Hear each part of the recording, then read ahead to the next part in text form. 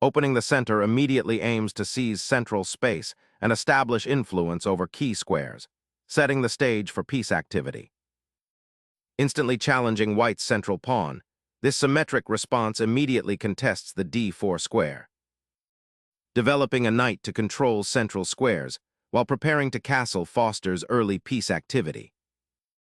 Developing the knight to c6 immediately contests the center and prepares for further pawn expansion, a flexible response to white's initial central pawn. Developing the bishop proactively, white claims central influence and prepares for kingside castling while pressuring black's queenside. Developing the bishop to g4 pins the knight, immediately creating pressure and questioning white's pawn structure and knight's role. Solidifying the center, this move prepares to develop the king's bishop and reinforces the d4 pawn, embracing a conservative but stable development. Solidifying the center and preparing development, black aims for a flexible pawn structure that can adapt to white's ambitions. Securing the bishop and preparing to castle, white opts for a sound defensive posture while maintaining central influence. Solidifying the center and developing another piece, black prepares for castling while maintaining flexibility. Freezing the black knight on c6, this sortie immediately challenges the pawn structure and probes for weaknesses. White aims to disrupt black's developing harmony, forcing a decision about the knight's fate and potentially opening lines for an aggressive pawn push. Challenging white's established knight outpost immediately clarifies the pawn structure, freeing black's bishop on g4 and preparing for potential central pawn breaks. Reclaiming the bishop creates a more solid pawn structure and opens the e-file, potentially pressuring black's king. White's central influence is now more pronounced, and the bishop pair advantage is neutralized, simplifying the immediate strategic fight. Exchanging the dark-squared bishop here might seem like a concession, but it clears the e-file for potential rook activity and simplifies the pawn structure, potentially paving the way for a more dynamic middle game where piece coordination can truly shine. Reclaiming the queen centralizes it, adding pressure along the e-file while preparing for castling and reinforcing the d4 pawn, creating a solid structure for the middle game. Solidifying the queenside pawn structure with c6 prevents white's bishop from finding a comfortable outpost on b5 and prepares potential pawn advances like b5 to contest the center and open lines for black's rooks. Securing the king behind a pawn shield is a fundamental step, allowing white to develop latent piece power and prepare for middle game maneuvers without immediate defensive worries. Securing the bishop's position before castling is a sound defensive maneuver, ensuring the king's flank remains adequately protected while preparing for imminent king safety. Securing the knight on d2 initiates a subtle regrouping, preparing to redeploy it to a more active square, perhaps c4 or e4, to challenge black's pawn structure and exert pressure on the queenside. This careful repositioning aims to improve white's piece coordination and gradually build an advantage, potentially leading to control of the central files or an attack on the king.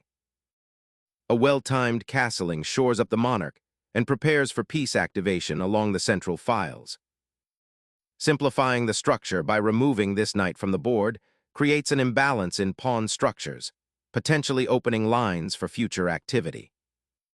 Reclaiming the bishop with the pawn structure intact maintains a balanced position, solidifying the kingside defense while preparing to challenge the open d-file. White boldly injects tension into the center, aiming to exploit any hesitation in black's pawn structure and potentially seize control of the d-file. Relinquishing the bishop for the knight on f6 was a positional concession, and now tucking the remaining bishop back to e7, while seemingly safe, further entrenches black's defensive structure, but doesn't actively contest the center or prepare for any immediate counterplay on the queenside where white's c-pawn aims to exert pressure. Instigating pressure on the queenside central pawn chain, with the rook now poised on the c-file aims to disrupt black's nascent queenside development and create potential weaknesses for future exploitation. Unveiling the bishop to d6 subtly repositions it to a more active diagonal, eyeing the kingside and preparing for a potential advance, while simultaneously reinforcing the center and aiming to contest the open c-file. Pushing the c-pawn now carves out a vital outpost on d6, aiming to restrict black's pieces and create a protected passed pawn if it can advance further. Seeking to regroup after white's pawn push, black repositions the bishop to a safer square, allowing it to potentially support the queenside pawns and keep an eye on the newly opened diagonal towards white's king. Emboldening the kingside pawn structure offers a strategic foothold for future expansion, though it simultaneously creates a potential weakness on the light squares should the f-pawn ever advance too far. A bold push, 15f6, immediately challenges white's encroaching c5 pawn and opens a diagonal for the queen, but it simultaneously weakens the dark squares around black's king, potentially creating targets for white's centralized pieces. Unleashing the queen to g4 immediately injects a potent attacking spirit, aiming to exploit the slightly backward f-pawn and potentially target the king's defenses, while simultaneously preparing for a pawn storm on the kingside. Securing the queen on e7 is a sensible defensive maneuver, reinforcing the central pawn structure and preparing for potential exchanges, while maintaining a watchful eye on white's aggressive pawn push on the queenside, which aims to create a space advantage. Shifting the rook to the f-file aims to exploit the open lines that might arise, potentially supporting a kingside advance or preparing to challenge black's central pawn structure more actively.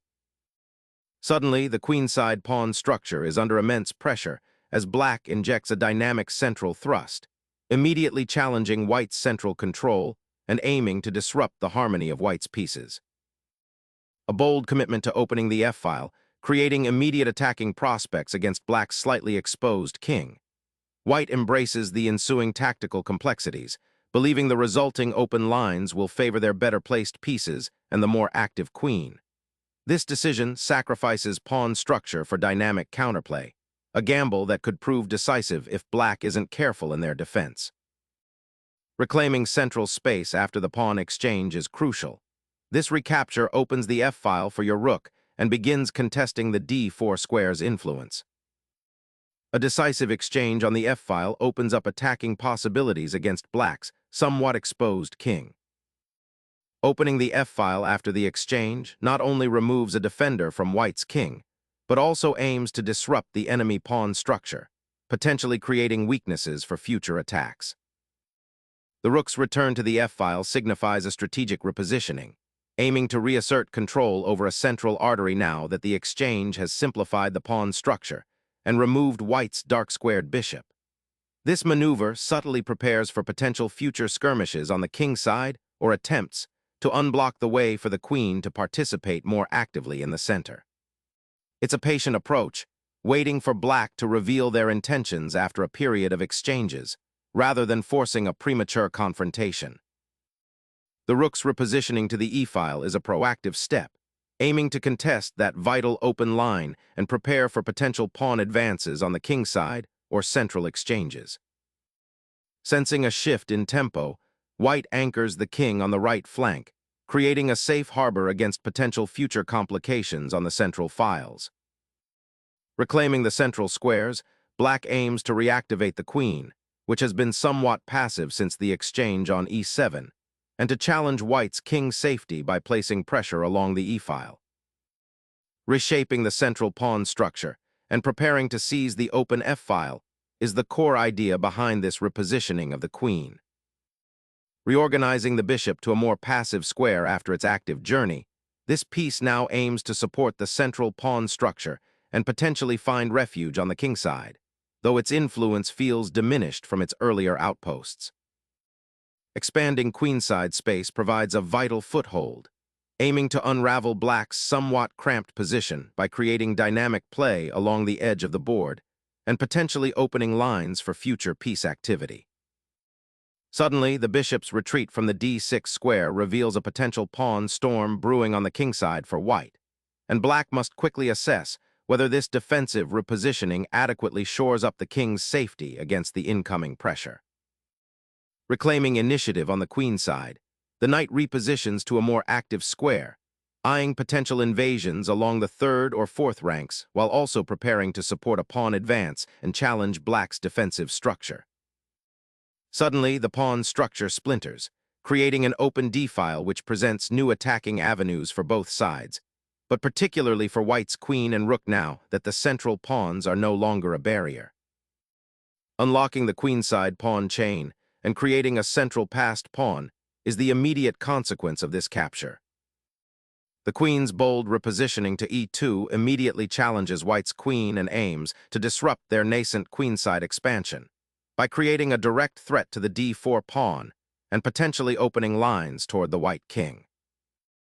Reasserting queen pressure, the white queen reoccupies the open file, preparing to exploit any weaknesses in black's queenside pawn structure and potentially launch a renewed assault on the king if black commits too early to pawn advancements. The queen's bold excursion to c4 now forces white to confront the immediate threat to their knight on b3, creating a tactical knot that demands careful resolution and highlights the precariousness of white's advanced pawn structure on the queenside. Launching an aggressive pawn storm toward black's weakened kingside often overextends, potentially creating targets for counterplay if not adequately supported.